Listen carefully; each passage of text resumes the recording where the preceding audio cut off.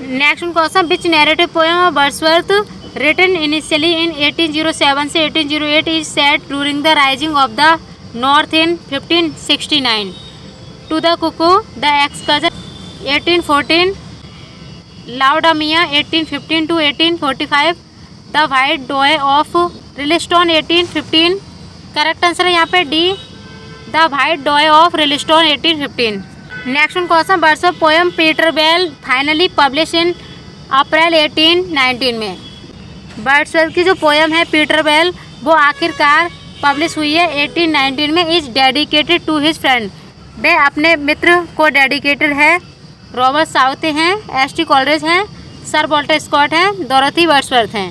सो यहाँ पे correct answer A, Robert Southey, उनके मित्र रॉबर्ट साउथे को डेडिकेटेड है। Next one question, which poem proper begins with a description of a hard hearted sinner impervious to the softening influence of nature who makes his living as an itinerant hawker or potter? कौन सी कविता एक कठोर हृदय वाले पापी के वर्णन से, Sinner means होता है पापी, पापी के वर्णन से शुरू होती है, जो प्रकृति के नरम प्रभाव से अप्रभावित है, जो एक घुमंतु फेरी वाले कुम्हार के रूप में अपना जीवन यापन करता है। सो यहाँ पे देखना है क्या करेक्ट आंसर है। यहाँ पे correct answer A, Peter Bell a tale in verse. Next question, Wordsworth in his writing was deeply influenced by. Wordsworth अपने लेखन में इनमें से किससे डीपली प्रभावित हैं? एस.टी. कॉलरेज से, विलियम गॉडविन से, Jean Jacques Rousseau and Immanuel Kant से, ऑल ऑफ दीज से। सो यहाँ पे करेक्ट आंसर है D, all of these. Next question, which work of Wordsworth exhibit the influence of William Godwin. Wordsworth की कौन सी कृतियाँ William Godwin के प्रभाव को प्रदर्शित करती हैं? Guilt and sorrow, the borders, the prelude, both A and B. So यहाँ पे करेक्ट आंसर है D, both A and B. Guilt and sorrow भी है और द बॉर्डर्स भी। करेक्ट आंसर है D. Next question, the plot of which work is characterised by a morbid and monstrous extravagance of horrible impossibility. The borders है, the excursion है 1814, Laodamia है 1815 to 1845, the white doe of Rylstone है 1815। So यहाँ पे correct answer A, the Borders. Next question, to which of his friend Wordsworth wrote every great poet is a teacher, I wish to be consider as a teacher और as nothing. Wordsworth ने अपने किस मित्र को लिखा था, प्रत्येक महान कवि एक शिक्षक होता है। आई विश मेरी इच्छा है या मैं चाहता हूँ कि मुझे एक शिक्षक माना जाए या कुछ नहीं। वर्ड्सवर्थ ने अपने किस मित्र को लिखा है? रॉबर्ट साउथे को, एस.टी. कॉलरेज को, सर वॉल्टर स्कॉट को, सर जॉर्ज ब्यूमॉन्ट को। सो यहाँ पे करेक्ट आंसर है डी, सर जॉर्ज ब्यूमॉन्ट को। Next question, who wrote in his preface to lyrical Ballads. कौन लिखता है प्रीफेस टू लिरिकल बैलाड्स में? I have said that poetry is the spontaneous overflow of powerful feelings, it takes its origin from emotion recollected in tranquillity, the emotion is contemplated till bye a species of reaction, the tranquility gradually disappear and an emotion kindred to that which was before the subject of contemplation is gradually produced and does itself actually exist in the mind। मैंने कहा है कि कविता शक्तिशाली भावनाओं का स्वतः स्फूर्त प्रभाव है। यह शांति में स्मरण की गई भावना से उत्पन्न होती है।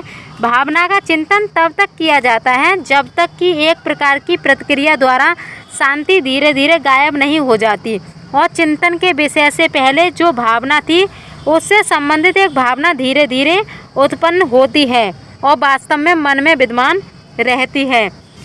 तो इसका करेक्ट आंसर बताना क्या होगा? रॉबर्ट साउथे है, एस.टी. कॉलरेज है, सर वॉल्टर स्कॉट है, विलियम वर्ड्सवर्थ है। सो यहाँ पे करेक्ट आंसर है D, William Wordsworth. Next one, who stated his aim in writing poetry to console the afflicted, to add sunshine to daylight by making the happy happier, to teach the young and the gracious of every age to see, to think and to feel and therefore to became to become more actively and securely virtuous. जिन्होंने कविता लिखकर अपना उद्देश्य बताया था, पीड़ितों को सांत्वना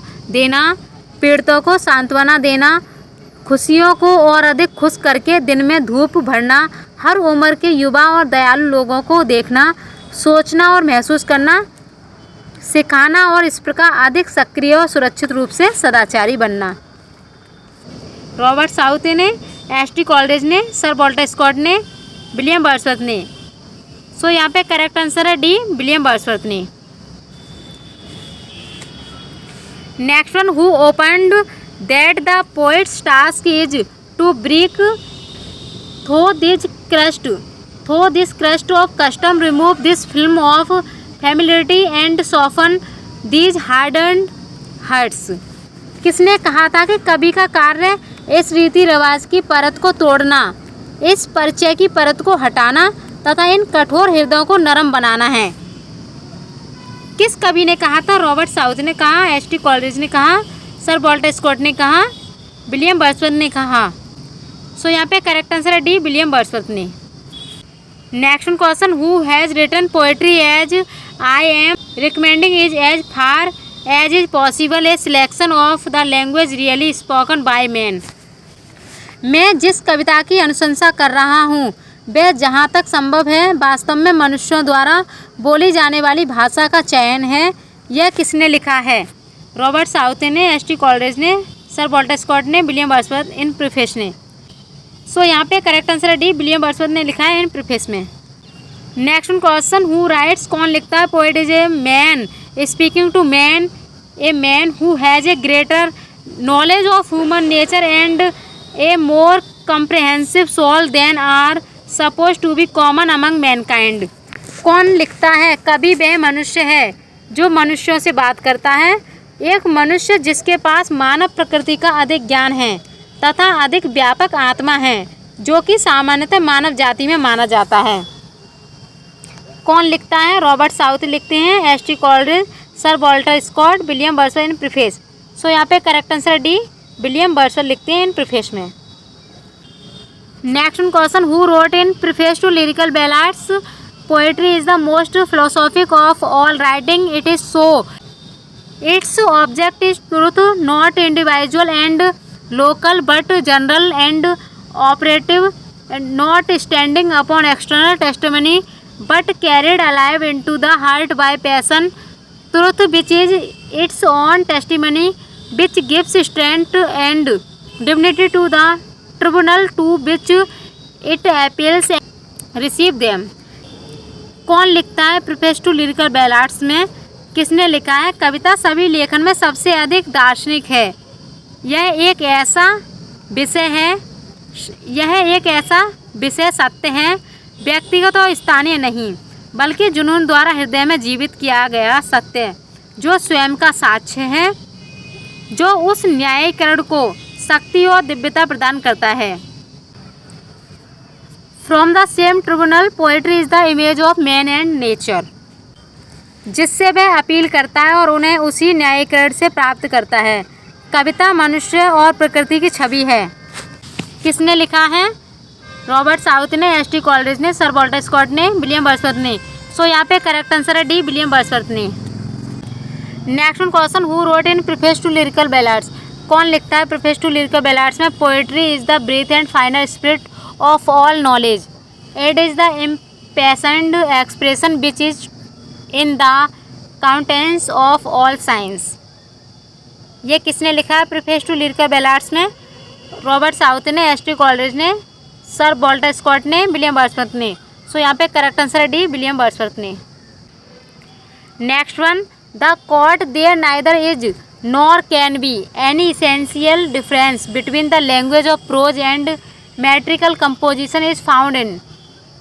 किसने कोट किया है इसे किस में कोट किया गया है? द बॉर्डर्स में, द एक्सकर्जन 1814 में, लाउडमिया 1815 to 1845 में, the preface to lyrical Ballads 1800 में। सो यहाँ पे करेक्ट आंसर है D, the preface to lyrical Ballads 1800।